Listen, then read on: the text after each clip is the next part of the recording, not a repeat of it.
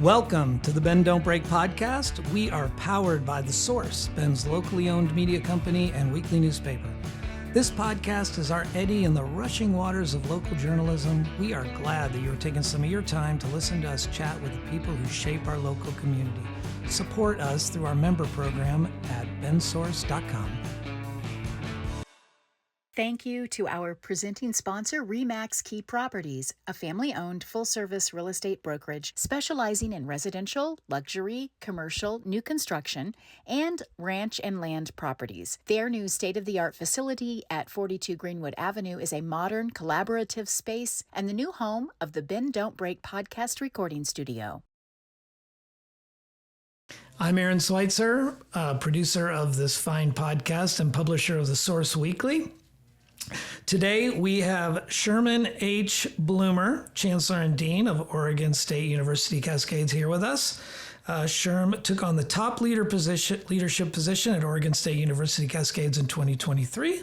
The role continues his 30 years of service for Oregon State, where he was Dean of OSU's College of Science for 11 years, before stepping in to lead the university's Budget and Resource Planning Office in 2012. Before OSU, he held faculty positions at Boston University and Duke University. He is a geologist and researcher by training. Sherm, thanks for being here. Thank you so much for the invitation. So, Boston and Duke, other side of the continent. How does one arrive here in Bend, Oregon? I started. I'm sure it was a very straight route. Perfectly straight. No academic career is a straight line. Right. I grew up in upstate New York, and it got to be time to go to college. And my father knew somebody at Rice University in Houston and said, you should look at that. And I did. And so I went to Houston for my undergrad. So stint in the South as well? A little bit. Yeah. A little bit. Duke counts as the South, but and then I had always wanted to be an oceanographer. Okay. And so I went to the Scripps Institution in San Diego for my graduate work. Okay. Wound up doing geologic oceanography, so really trained as a geologist, but just happened to do it from ships. Yeah. Underwater formations and. Yeah, underwater. What was your specialty?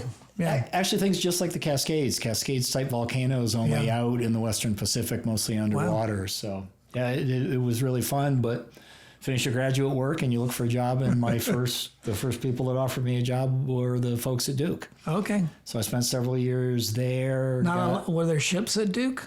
Were you out on the ocean? There were not. The way oceanography works, it's a little bit like telescopes, is that there are national facilities. Yeah. You apply. I got friends in Iowa that do oceanography, and you have a project and you have funding and you apply and they give you a ship that's in the right part of the world. It's pretty, how was it being a ship life? I mean, you weren't born into it. So all of a sudden you're spending long hours out on the ocean. It was a very educational experience. I grew up sailing, but I was sailing on freshwater lakes. So tides were new and saltwater was new. It was really interesting. It's very concentrated time. I mean, the only thing you're doing is working on the project. Depending on the project, you ran watches the same way the ship's crew ran watches. Did your work? It was and when I started being old enough that I mean, you went out and you didn't. There wasn't email, there wasn't satellite connection. You could call back once or twice. You took a few books. A lot of books. There was a library on board. There were VHS tapes, and you could call back through a radio patch. That they would call a radio operator. The radio operator would call who you wanted to talk to, and then they'd go back and forth. But at this point, you go out and there's satellite communications, and you get up in the morning, and there's your email all waiting for you. Okay, yeah. But how long would you stay out on the boat? Were you out there for? Varied. I mean, I've done things that were 10 days, depending on where you were going, and then things that were 2 months. Some of the really big. The U.S. for a long time ran an international project that had a converted drilling rig, floating drilling rig. Okay. It would go out and spend 2 months kind of drilling holes in the deep parts of the ocean, and those were typically 2 months. Any submersible work? I did the last part of my career when I was going to see. I had a colleague at UT Dallas that had Japanese colleagues, and they built out mean, because they're an island nation, they have a very big oceanography program. They built these cutting-edge submersibles and unmanned things, and so we had a few trips out there working on the volcanic rocks with them. Early drone stuff, sending it. Pretty much, the unmanned things that we were working with were on a cable, but still they were, they could stay down longer than a submersible. They were easier to launch. They were safer. You're not putting people into it. Yeah, fascinating. People part was really interesting. It's fun to do a dive. It really is. Well, you didn't stay with geology. How long were you geology before you started nudging yourself into administration? Whole part of my, the beginning of my career was all kind of traditional academic. I was an assistant professor, then associate professor. Moved to Boston University. Had colleagues at Woods Hole. Did that work, and honestly came to a point I was looking for something, a change, just bigger group. My science was good, but I wasn't going to win the equivalent of a Nobel Prize in geology, and so had an opportunity in Boston to do some administrative work for a really small department. Found it was really, really interesting, so I came to OSU as... When was that? What year was that? 30 years ago in January, so wow. It was 1995. Okay. Because I got my 30-year pin this year, so it came up. But there's not a lot of those pins being minted, I don't imagine. There were a few. There was a 50-year pin. Wow. This year, yeah. Somebody that started right out of school, and they've been there ever since. That's great. But it was a geography department that shared a wall with the oceanography college, and those groups are now all one group. But even at the time, OSU Oceanography was really well known in the U.S. and around the world. It was a big group, a lot of people doing. Was it a step up from Duke? Or across the board? It was a more oceanographic focused group. Duke was actually, interestingly, a really small department.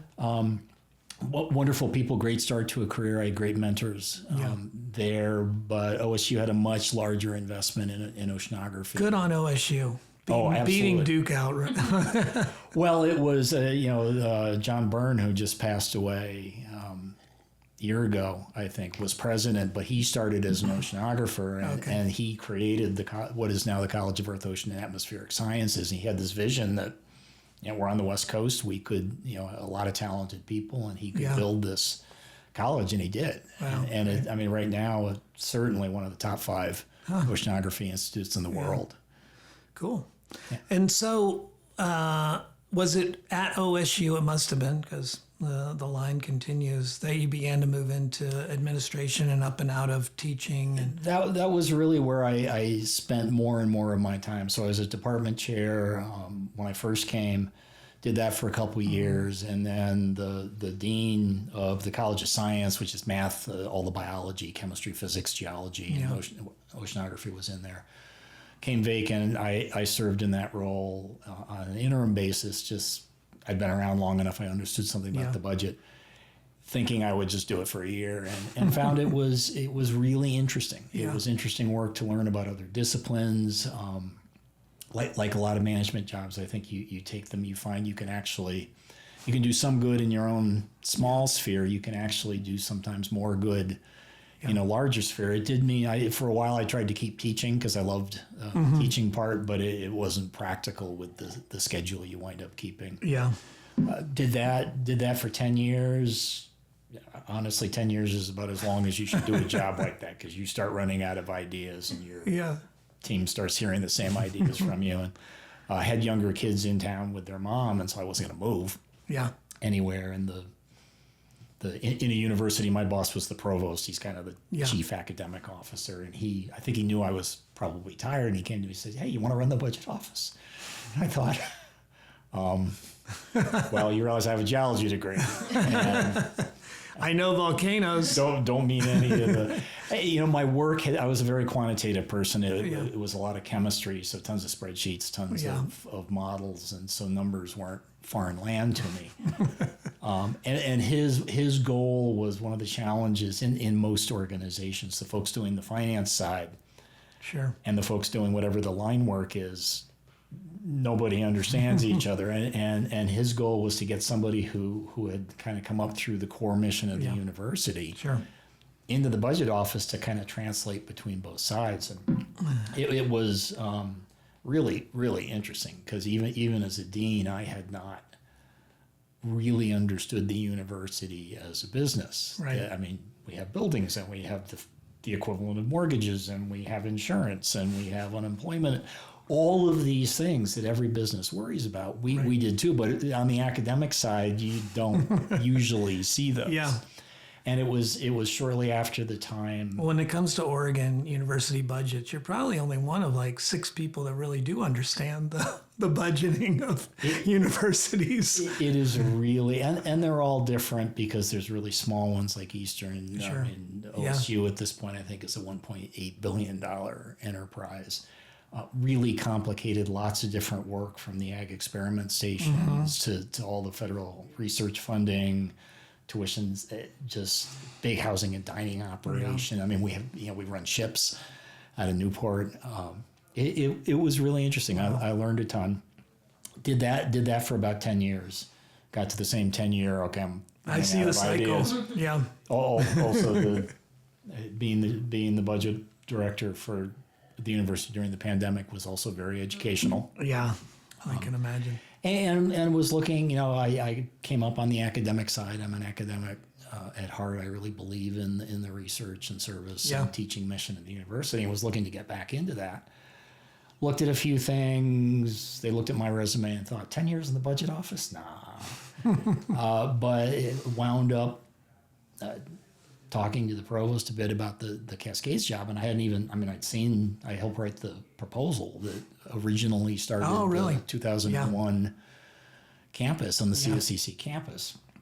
I had not thought about that, and the more I looked at it, honestly, it is one of the most interesting things that's happening in higher ed in the U.S. because most small places are trying to stay alive. They're closing, they're consolidating programs. They're mostly not part of a big research university. They're certainly not developing it on a former landfill and trying to reclaim the landfill while they do it. Right. So just in a bunch of different ways, it was really, really interesting. Yeah. And so, college, you're coming from the budget side, and you've been in it for a while now, but these are super challenging times.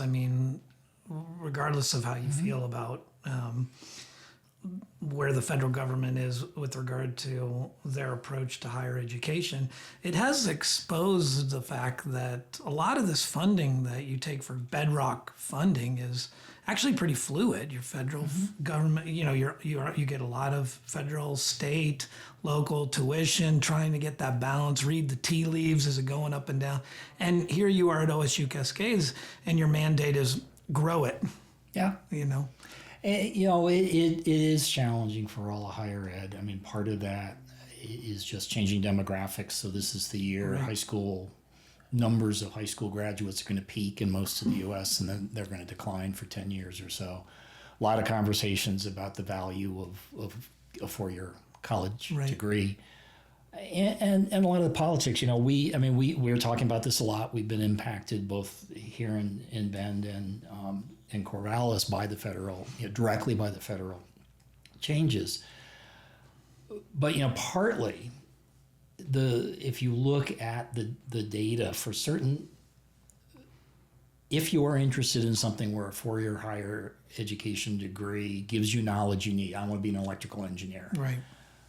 The value, and you complete that degree, there's a ton of the New York Federal Reserve did a update of their report about what the lifetime return is. It's worth the return, right? Or it's worth the investment you make at the front end. So the value is there. It's not the right path for everyone. One of the things the U.S. hasn't built out is kind of the paths to trades, the paths to skilled professions, and I think there's more attention to that, which is good. I hear it in the endorsement interviews that we did for the high schools. You can hear the conversation coming up more and more about trades, practical education, working in conjunction with universities to get kids exposure to that in a facility. So you feel the pressure. Yeah.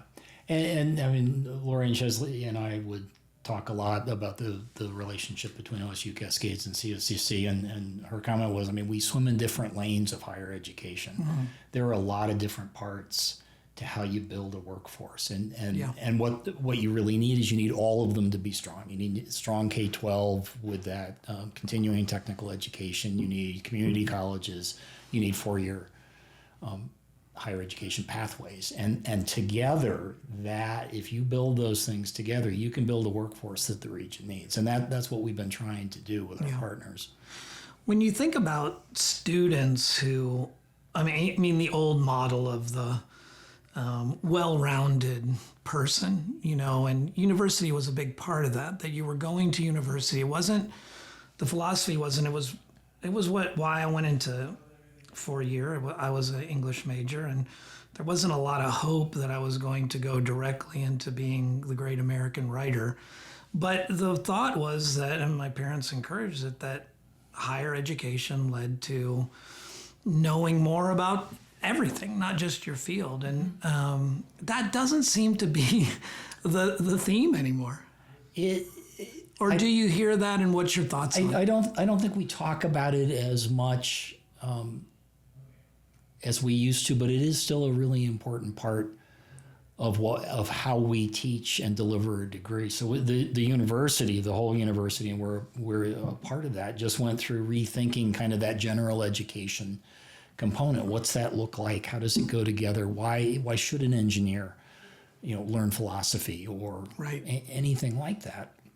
At the same time, the campus is trying to be really intentional about giving students experiences, giving them the opportunity as they go through their degrees to have hands-on learning, to have experiential learning, to have internships, so they can get out the door and they can see the return from the investment they made right away. But it's not an either-or thing. And our faculty and my leadership team have talked about this a lot. And in a lot of ways, I think the evolution of AI over the last 2 years kind of reinforces that approach, because if I just train you to be an electrical engineer right now, or I could train you to be a computer scientist and I teach you coding skills, in 10 years or 5 years or 3 years, you're going to need to evolve. You'll be nimble. Be a nimble thinker. The ability to be familiar with disciplines outside your own, to be able to think laterally and learn outside your discipline is as core a skill as sending you out the door with the immediate skills you need to get hired into a particular profession. And so we're trying really intentionally to do both those things. Touching on AI, there are tons of conversations about trying to navigate what is and isn't going to be relevant. But from a university perspective, how do you plan for something that's so dynamic as AI? It's so fast. We had a training today on the use of AI in newspapers and what it can do, and you're looking, you're training your workforce like inside there quick. Whereas I think a year ago it would have been like, well, we're not ever going to use it. We're just going to keep writing this ourselves, and that's just a year ago. And also conversations we're having. I mean, lots of programs already using it right now. Very often that depends on the individual faculty member. Some have explored that a lot. They've integrated it into their classes. Some are less comfortable. I'm somewhere in the middle at this point. But teaching students to use it is clearly something we have to think about. The university is putting together a kind of a 3-course online sequence that's kind of about, from the engineering side, here's what these things are technically, what they do. A course about kind of here's the ethics and humanistic issues that may arise. Right. And then a third course that is more discipline specific. Here's how you might use this in geology or political science. And a lot of that is about how you interact with it, how you write prompts, how you modify the prompts. Right. The better you are at that, the better information you're going to get. Someone floated to me that was going to become a job, prompt writer. Oh, it's already a job. And I hear that, but I think that job has got a very limited runway before they're going to start. That robot is going to get a lot better at finding out what you really want to know. Very well. Some of them are already thinking very cleverly as in what they evolve, and there are versions I gather that are writing their own code. Yeah. Wow. So it's going to change really rapidly. Humans are pretty adaptable and pretty smart, and in the end, done right, it's going to be a set of tools that we haven't. I mean, there are thing that impressed me the most. I don't know enough biology to put in a thimble, but I had a colleague in Corvallis whose work was the way you figured out how proteins fold. Proteins work not just because of their structure, but how they are folded together. Mm-hmm. And he would study these by using X-rays. And I mean, it could take a couple years to find the structure of a single protein. One of the early things, I think it was a University of Washington group did with some colleagues, was use AI and all the existing data to predict the structure of dozens of proteins in a couple weeks. Right. Wow. And so the speed of discovery is going to change phenomenally. And there is so much information at this point. It is really hard to synthesize that.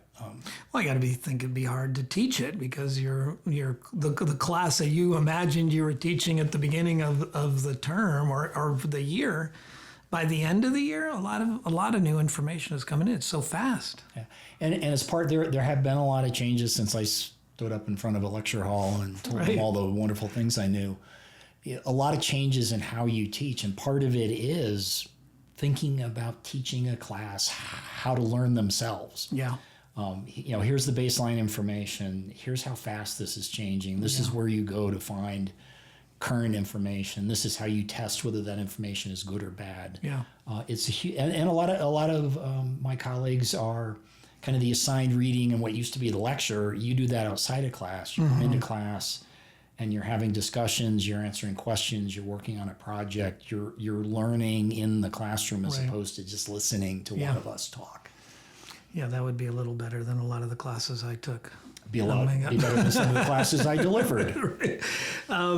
When you're waking up in the morning and you're thinking about going to work, what is it that puts a little bounce in your step about being at the helm of OSU-Cascades? I mean, what's exciting? What do you get jazzed about? Oh, there's nothing I don't, honestly. I say this when I talk in the community. And not just the view from there, right? I'm at the last stage of my career, and this is the best job I ever had. Oh, that's it is. People, so we are a campus that is under construction. So we haven't got a health and recreation center. We have an ask in front of the legislature for that. The students have put up a ton of matching money for. So people choose to come there because we're part of OSU. It's part of the reputation. Our degrees are the same as OSU degrees. We have a few they don't even have, but the quality side is the same. But it's a small campus. So, classes are 10 and 15 people. Faculty know the students in your class. We don't teach introductory chemistry in a class of 250. And that works better for a lot of students. Faculty and staff make the same choice as they choose the place because it's small, it's a community. Yeah. It's really interesting I'm not in a geology building. I see everybody. I see the philosophers and the social scientists and the political science. So it's a community, and that community sense is really exciting. And then getting to build something. I mean, literally, of the 128 acres, 10 were usable land. We've taken back out of the landfill probably about 35 acres so far to usable land. We've built Ray Hall on that. We just opened the Student Success Center. The first phase of what's going to be the Innovation District, this public-private partnership, is getting roads and infrastructure right now. We put the Knife River put the parking lot in this week. So there's just nothing that isn't interesting and exciting about it. It's fascinating because it's kind of on my way home to go by and see all the construction, but not often enough that it's enough time goes by, and you're just amazed at the what's being done to reclaim it, the natural amphitheater, the scale of it's amazing. It is something, and was something to watch the last 2 years that Innovation District work. I'll put a shout out at what is now called Innovation Way and Century. There's the little roundabout that was put in there is a very nice Benny the Beaver in the middle of the roundabout. Oh, there is. Absolutely, you can. Next time you go, take a look. Yeah, right on. The well, on the flip side, what are the things that worry you? What are the things that keep you up a little bit? This competition for enrollment is a concern, as there are a lot of places in the United States that are really struggling for enrollment. Yeah. There are a lot of places that that's causing them to be very competitive. So they're changing how many scholarships they give. They're, places that would never have recruited in Portland on the West Coast are now recruiting in Portland. And so the competition has gone up. We have a really unique brand, if you want, that we are the small class version of this large, incredibly successful, very engaged university. Our faculty all of our faculty are part of the colleges in Corvallis. So if I hire a professor in business or a professor in engineering, they're the same caliber of people as in Corvallis. So that's a challenge. The building out the campus, just the capital for building out, is challenging. To date, we've put about, last time I looked, it was about $295 million to get as far as we are. About a little more than half of that has come from the university and the community through gifts and grants and debt service that we brought, but the other half has been from the state. Right. State's been a great partner. A lot of times but that's competitive as well. It's competitive, and I sometimes get questions about, well, why should the state build another campus? Eastern's enrollment is lagging a bit, and Western's is lagging a bit. And the answer is that regional access still matters, even in the 21st century. So I look at, of our students who are Oregon residents, about 55% of them come from the 3-county area. Oh, okay. And they've made that choice because they're first-generation students. They don't want to be far from home. They've got family obligations. Yeah. So it's creating opportunity, but it's also creating a resource for businesses and industry in Central Oregon to, what do you need? We're going to stand up accounting next fall because from the time I took the job, I heard you really need accountants. You understand the pain point there. Physical therapy came out of a demand in the region for physical therapists. So the investment that the state is making is something that will come back. We just yesterday, the university released an economic impact study. I saw that. Yeah, split OSU-Cascades out. And so it's about $90 million in 2024 of direct impact to the region, and about $6.6 million of state and local taxes. And we're just at the beginning. Right, and I was thinking that's only going up. And so it's why states build universities, is the long-term economic impact is a net positive by a lot. Well, and to speak to location, I mean, the one thing Bend has going for it is location. I mean, the campus is beautiful. Everybody always knew if they just get the seed planted over here for a university, the mountains will take care of the rest. People want to live here. They want to go to school here. And sure, I realize that remote learning is a real trend, but there certainly is something to be said for being here, and enjoying the lifestyle that comes with going to school at OSU-Cascades. Yeah, and there's no question. We've got about 20% of our students are out of state now, and a lot of those students are coming for the location, but also for, we have an outdoor products degree, pretty unique in the U.S. And I just went last week. They did their final project. Oh, okay. Amazing ideas, some of which are clearly going to turn into companies. Yeah, wow. Very shortly. Well, Sherm, we're at the end of our time. Is there anything? Maybe speak to something we didn't mention that readers or listeners want. I would just add the flesh out the story of that Student Health and Recreation Center in the legislative ask. So it's we're asking the legislature for $42 million, which is a lot, and that's doing the next phase of the land, about 24 acres, but building this health and recreation center. But the university is bringing $42 million to match that. So we're asking the state to match what we're bringing. But of that 42, 20 million of it is coming from students who voted, 2017, student government voted to start paying a fee. Because they looked at the campus and they said, the one thing we have not got is something about our health and the ability to go exercise. And every single student government since then has been reinforcing that. So at this point, it's enough to pay the debt service on $20 million. Yeah. And none of those students are going to set foot in that building. Wow. And that, what impresses me about that is the vision it takes to do that. Yeah. And it's hard. I mean, it's hard in this day and age to have vision past a year sometimes. Right. And so for them to be able to look out 9 years and say, we're going to do this and come back and see the good that it did is just one of the most impressive stories I've ever told. You have to name it after some random student who contributed back in 2017. I hadn't gone down that road, but we'll see. That's funny. Well, Sherm, thank you for taking some time to sit down with us. It's an exciting time for the university and something, the dust is always blowing. There's something going on in your neck of the woods for sure. There is. Well, I appreciate the invitation. I love talking about the campus. Thank you. Yeah.